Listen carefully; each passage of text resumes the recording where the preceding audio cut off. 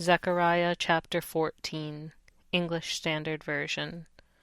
Behold, a day is coming for the Lord, when the spoil taken from you will be divided in your midst.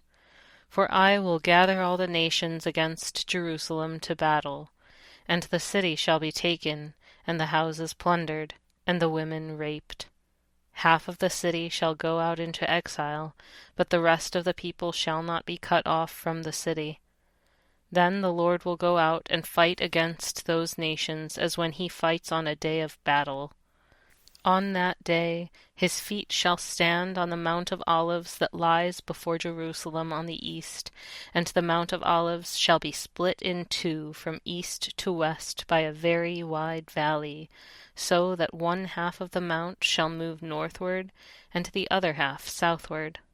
And you shall flee to the valley of my mountains, for the valley of the mountains shall reach to Azal, and you shall flee as you fled from the earthquake in the days of Uzziah king of Judah. Then the Lord my God will come, and all the holy ones with him.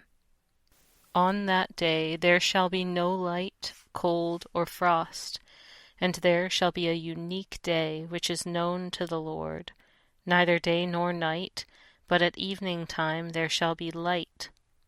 On that day living waters shall flow out from Jerusalem, half of them to the eastern sea, and half of them to the western sea. It shall continue in summer as in winter. And the Lord will be king over all the earth. On that day the Lord will be one, and his name one. The whole land shall be turned into a plain, from Geba to Rimmon south of Jerusalem.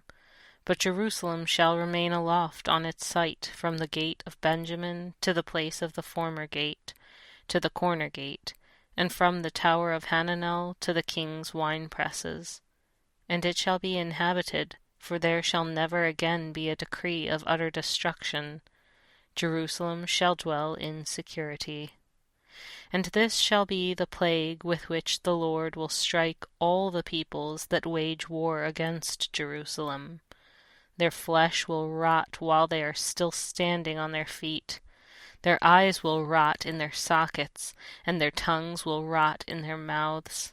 And on that day a great panic from the Lord shall fall on them, so that each will seize the hand of another, and the hand of the one will be raised against the hand of the other. Even Judah will fight at Jerusalem, and the wealth of all the surrounding nations shall be collected, gold, silver, and garments in great abundance.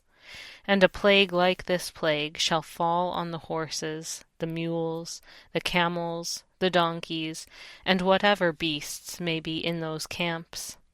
Then everyone who survives of all the nations that have come against Jerusalem shall go up year after year to worship the King, the Lord of hosts, and to keep the feast of booths. And if any of the families of the earth do not go up to Jerusalem to worship the King, the Lord of hosts, there will be no rain on them. And if the family of Egypt does not go up and present themselves, then on them there shall be no rain. There shall be the plague with which the Lord afflicts the nations that do not go up to keep the feast of booths. This shall be the punishment to Egypt, and the punishment to all the nations that do not go up to keep the feast of booths. And on that day there shall be inscribed on the bells of the horses, Holy to the Lord. And the pots in the house of the Lord shall be as the bowls before the altar.